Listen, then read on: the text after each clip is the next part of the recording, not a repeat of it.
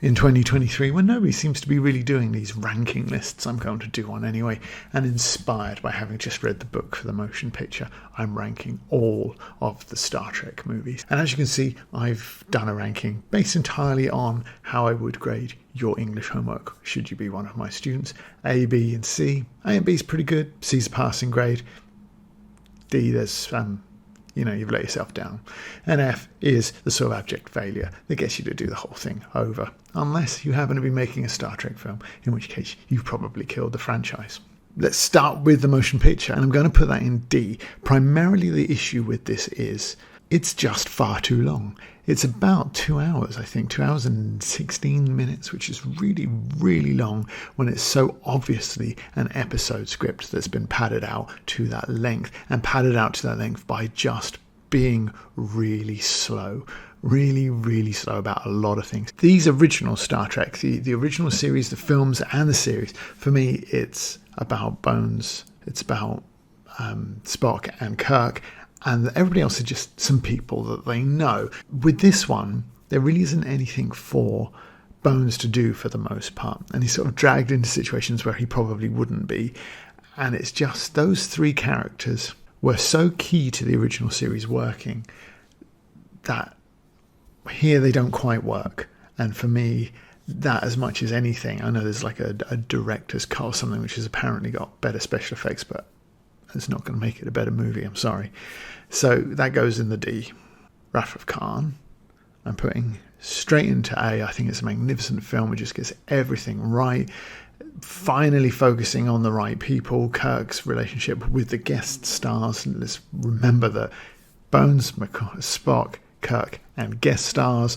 But yeah, really great villain, and surprising how well it works, given that when I saw this the first time, I had not seen Space Seed, the episode that first featured Khan in the original series. One of my all-time favourite films, so it's obviously going to be A. I'm on record somewhere else on my channel talking about it in a little bit more detail as well. So the third movie was Search for Spock, which I think gets a little bit of a bad rep, given that it comes between 2 and 4, which are generally regarded as two of the better films. It's better than its reputation. I think it's a really good film. I think that the emotional beats of it work well. You know, when David dies, it's like, yeah, hits you in the feels. It's not quite the same level of feels that Spock's sacrifice at the end of Wrath of Khan has, but still a powerful moment. And Christopher Lloyd, was it Christopher Lloyd? He would be Doc Brown, wouldn't he, in the future, but he's the Klingon here. Yeah, I think he does a really good job. It's just a really good film. The main issue with it is that lack of Spock. Can't do much about that, given what you did in the first movie before, and the fact that it is sandwiched between two of the very best Star Trek films, which is why I've put number 4 into A as well. I think that this might be as much fun as Star Trek has ever been. And then you've got, like, you know, a positive environmental message as well, but just generally good performances. And although people like Scotty and Chekhov are not in it that much, they're given some of the more memorable pieces, like Scotty talking into the mouse on the computer, and then Chekhov and the nuclear vessels line, which everybody remembers. It's just good fun. Really enjoyable film. The problem then was that it was followed up by The Final Frontier, which is not a good film, and it's not good fun. However, it's not that bad either. People think that this is like, oh, it's a franchise killer, it's the worst movie ever, and silly things like that. It's not that bad. In fact, if they'd spent a bit more time sort of working on a story, it might even have been pretty good, because the three leads are, again, good value when they're together. It's those parts of the film are actually really, really likeable. It goes in D. It's nowhere near an F, but probably not good enough for a C either. Star Trek 6 is for me a bittersweet moment, because of course it is the last time we had that crew in a film of their own. I think that they still had energy and verve to do another one, but perhaps they didn't have something that could follow it up and be as grand as this, because, you know, they have the issue with the Klingon ship planet exploding, and then like the peace between the two and people trying to sabotage. There's great set pieces. It's a really, really, really wonderful piece of science fiction, the sixth film. So yeah, I've no doubts in my mind at all about placing that in the top category. But if that was the end of the original series, then obviously we have to have a passing to the Generation crew, which was Generations. I think it might have been a better film if they hadn't done that, if they just had the courage to let the Next Generation stand on their own and just seen what they could do, because then you've got Kirk in it and it's kind of like he overshadows everybody else because it's just, well, it's Captain Kirk, isn't it? It's like, no matter what you say about the Next Generation, it isn't as iconic as that original crew. So, and it certainly wasn't back then. So, yeah, a little bit of a disappointing film as well, lacking like real threat, lacking a good villain, lacking somebody that is going to give two captains, not just one, a run for their money. And it's, I just don't want to see Kirk die. I'd be much happier seeing Kirk, as he did in the previous film, sailing off into the space and new adventures that we obviously don't get to see, but we can at least imagine that they're still out there somewhere having them. But at least the Next Generation was trending in the right direction with First Contact, because First Contact is, again, a really good film. It's a lot of fun. It's not as good as the top one, and the idea of a Borg Queen, I know why they did it, but it is kind of against the whole point of the Borg, isn't it? So I'm kind of like, I never really liked that.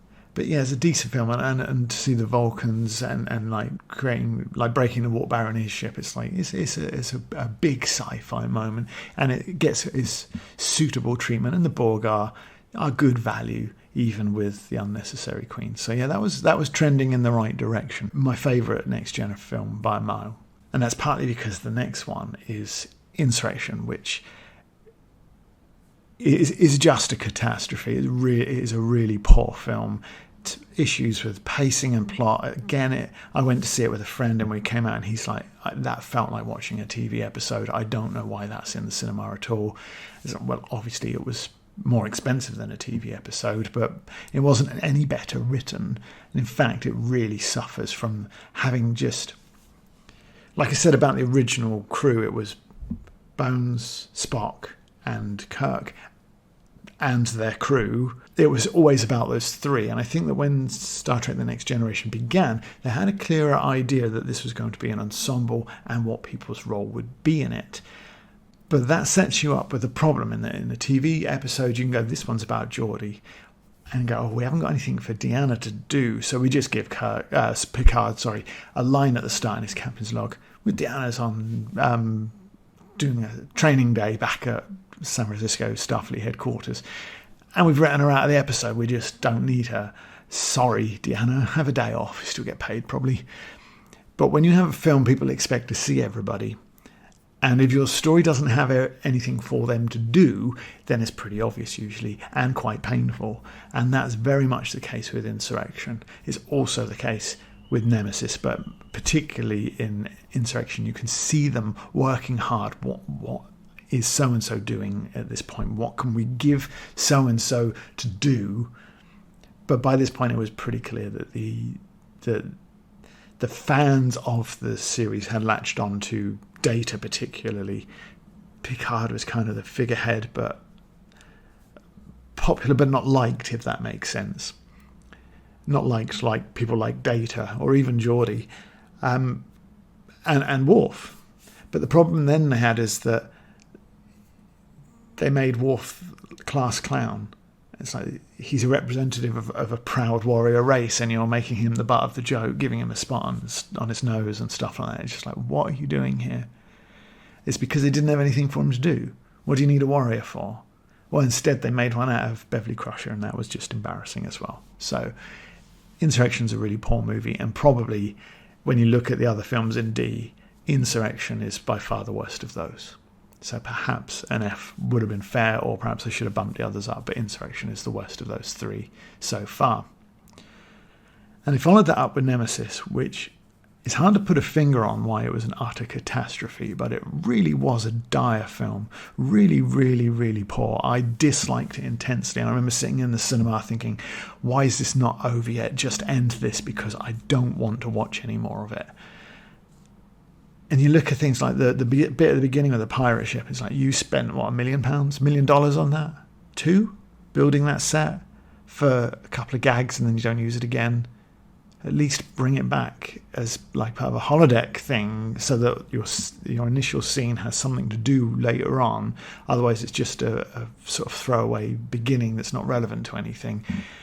Or alternatively, if you really need that scene where they're getting married, have them do that at Starfleet headquarters, and have, if you really must make somebody the butt of the joke and falling in the water, they can just fall into the pond there, can't they? It's just issues like a whole movie of Picard, basically, and he's all right, but he needs the other people around him to have something to do as well, and they kind of didn't. And I remember sitting in the cinema, like I said, but I was hearing people laughing, but they weren't laughing with it, they were laughing at it. And I think that must be the most soul-destroying sound that you can have when you're a filmmaker, somebody laughing at how bad your product is. And that is probably why that was the end of the franchise, because, it was 2003, I think they made that, and nobody's made any more Star Trek since. None at all. Not anybody. Not even a single Star Trek film has been made since then. And that, you think surely somebody's going to reboot it, but no, they just never have. They never made any more. Anyway, hope you agree with my ranking. By all means, if you find something you vehemently disagree with, then let me know in the comments, and I'll see you in the next one. Yeah, obviously I'm going to do the JJ ones as well. Obviously, as painful as it is to actually sit down and watch them, I'm going to include them. So here we go. 2009, the reboot. I'm putting that in B, and it pains me to do it, but there's a lot to say. I can see why people like it. I really can. The cast, generally, they've all been chosen well. They all do a pretty solid job. Story absolutely ridiculous, and it's like, I've got time travel. I've travelled back in time to before when my planet was destroyed, but rather than do anything to stop that, I'm going to try and get revenge on the person that didn't stop it being destroyed. Well, that person's you, because here you are with an opportunity to stop that, but you're not doing it, so you're to blame. And the fact that you didn't do it proves that you were always to blame, because that's how time travel works, right? Absolute trash story. Chris Hemsworth clearly was the better choice as Captain Kirk than Chris Pine. Like my wife said that at the time, and it's like, why have they killed Chris Hemsworth off? He was clearly the best person to be the lead in this role. And the fact that if you are making a film and you've got Chris Hemsworth, Chris Pine, and you don't realise that that's the case, then you obviously don't know what you're doing, and you shouldn't be making the film in the first place. But that's also true of Uhura. Yeah, I know it was 2009, I think, not 2023, but you can't make a film about three dudes. You can't have Spock, Kirk, and McCoy, even though that's the best way to do it, and it works, and that's what Star Trek fans like and love. You can't do that anymore. So you have to have Uhura shoehorned into the three, and that means Bones. He's out of there. He's on screen for about 30 seconds. He does very little of anything. Kind of wasted Carl Urban.